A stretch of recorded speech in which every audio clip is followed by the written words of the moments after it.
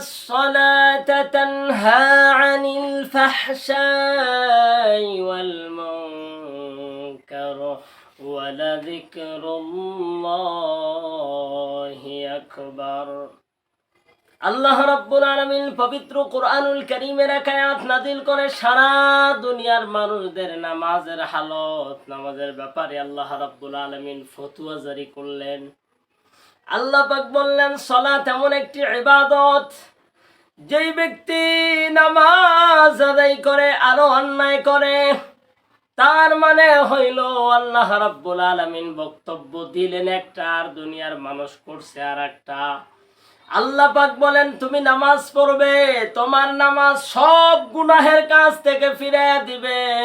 নামাজ সব অন্যায় থেকে, সুদ, ঘুষ, অন্যায়, অবিচার, পাপাচার সব কিছুর থেকে বাঁচিয়ে দিবে। কিন্তু তোমার নামাজ এমন হয় না, তুমি নামাজও পড়ো, চুরিও করো, নামাজও পড়ো, অন্যায় করো। এ কেমন নামাজ? এ নামাজ মানে কি তোমার নামাজ আল্লাহ পাকের বক্তব্য অনুযায়ী সালাত হয় নাই, নামাজ হয় নাই। আমার ভাইয়েরা, আজ বাংলার জমিনে যদি তাকিয়ে দেখি কত নামাজ পড়ে, আল্লাহর ওলি ইশরাকের নামাজ পড়ে সকালবেলা ঘুষ নেওয়ার জন্য বসে আছে। এরকম আল্লাহর ওলির বাংলার জমিনে অভাব নেই। এই জন্য আমি অনুরোধ করে বলছি, ও বাংলার মুসলমানেরা, যেই নামাজ হবে জান্নাতের চাবি। আল্লাহ রাব্বুল আলামিনের পয়গম্বর বলেন, নামাজ জান্নাতের চাবি। এইরকম নামাজ তুমি পড়তে পারো না যেই নামাজ তোমাকে মিথ্যা বলা থেকে বাঁচাইতে পারে না, যেই নামাজ তোমাকে ঘুষ থেকে বাঁচাইতে পারে না, যেই নামাজ তোমার জিনাত থেকে বাঁচাইতে পারে না। এমন নামাজ পড়ে কিন্তু আল্লাহর আদালতে জান্নাতে যাওয়া যাবে না। কেননা নবীজি সাল্লাল্লাহু আলাইহি ওয়াসাল্লাম বলেন, পৃথিবীর মধ্যে সবচেয়ে বড় চোর হইল যে ব্যক্তি নামাজে চুরি করে। সাহাবায়ে কেরাম জিজ্ঞাসা করলেন, ইয়া রাসূলুল্লাহ, নামাজের মধ্যে কেমনে চুরি করে? নবীজি সাল্লাল্লাহু আলাইহি ওয়াসাল্লাম তার ব্যাখ্যা দিতে গিয়ে বললেন, নামাজে চুরি এর অর্থ হলো রুকু, সেজদা, তাসবিহ, তাহলিল গুলো ঠিকমতো আদায় না করাই হলো নামাজের মধ্যে চুরি করা। তাহলে এগুলি ঠিকমতো আদায় করা, খুশু খুজুর সাথে। কিয়ামতের ময়দানে ইলম উঠিয়ে নেওয়া হবে, আমল উঠিয়ে নেওয়া হবে, মসজিদ হবে সুন্দর, কিন্তু মসজিদের মধ্যে খাঁটি মুসল্লি খুঁজে পাওয়া যাবে না। তার মানে নামাজের খুশু খুজু থাকবে না, ইবাদত বন্দেগী অনেক বেশি, কিন্তু ইখলাস নেই, খুশু খুজু নেই। আমার ভাইয়েরা, এই জন্য ইবাদতের মধ্যে গুরুত্বপূর্ণ ইবাদত হইল নামাজ। আমার দেশে নামাজ পড়ে হাজারো অন্যায় করে। তাই অনুরোধ করে বলছি, নামাজ কাকে বলে সেই নামাজ আগে শিক্ষা করা লাগবে, এরপরে নামাজ আদায় করা লাগবে। আগে নামাজ জানো, এরপরে নামাজ মানো। জামাত নামাজ যদি তুমি না জানো, মানবে কি? আমার ভাইয়েরা, এই জন্য গুরুত্বপূর্ণ বিষয় হইল, আগে তোমাকে নামাজ জানতে হবে, এরপরে নামাজ মানতে হবে। আল্লাহ রাব্বুল আলামিন নামাজ জেনে মেনে তারপরে আমল করার তৌফিক যেন দান করে। কেননা নবীজি বলেন, নামাজ জান্নাতের চাবি।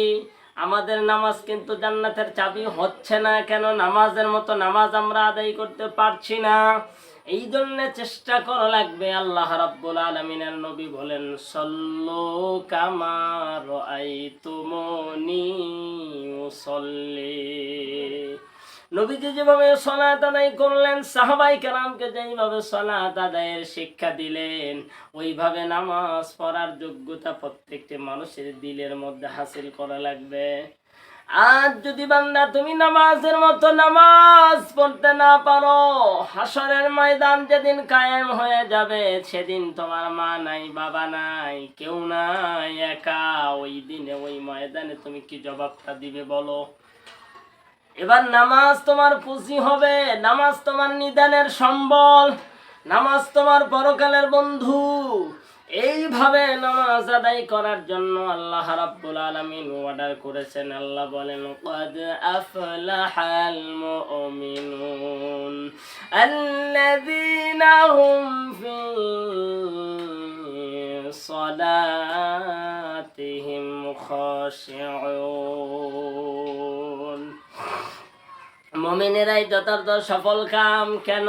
তার 1 নম্বর বৈশিষ্ট্য হলো, মুমিন যারা হবে তাদের বৈশিষ্ট্য হলো তারা নামাজের মধ্যে খুশু পাওয়া যাবে, তাদের নামাজের ভিতর একনিষ্ঠতা পাওয়া যাবে, তাদের নামাজ এমন ভাবে আদায় করবে যেন আল্লাহ রাব্বুল আলামিনকে রাজি খুশি করার জন্য একমাত্র তারা সালাত আদায় করছে।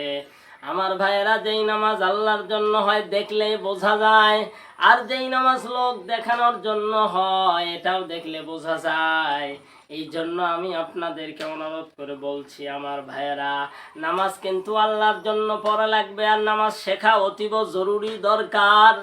আজ আমাদের দেশের মানুষ নামাজ পড়েই যাচ্ছে, কিন্তু নামাজ জানে না। নামাজ জানার জন্য খুবই গুরুত্বপূর্ণ ভূমিকা পালন করা লাগবে। আগে তোমরা নামাজ শিক্ষা করো, এরপরে নামাজ আদায় করো। আমার ভাইয়েরা, আমি জানি না আমার ভিডিওটা কারা কোন পর্যন্ত পৌঁছে যাবে।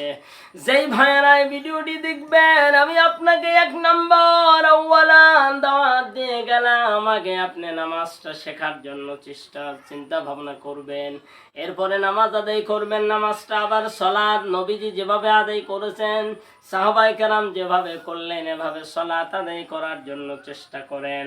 আপনার নামাজ আপনাকে জান্নাত পর্যন্ত পৌঁছিয়ে দিবে, আপনার নামাজ দুনিয়ার সব খারাপ কাজ থেকে ফিরিয়ে দিবে, আর আপনার নামাজ দুনিয়ার জিন্দেগির বরকত বাড়ায়া দিবে।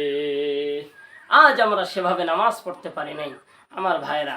এজন্য চেষ্টা করতে হবে সালাত যেভাবে আদায় করা দরকার কোরআন সুন্নাহর আলোকে, নবীজি সাল্লাল্লাহু আলাইহি ওয়াসাল্লাম দেখায় দিয়েছেন, সেভাবে যেন আমরা সালাত আদায় করতে পারি। আল্লাহ তাআলা তৌফিক দান করেন, আমিন। আসসালামু আলাইকুম ওয়া রাহমাতুল্লাহ।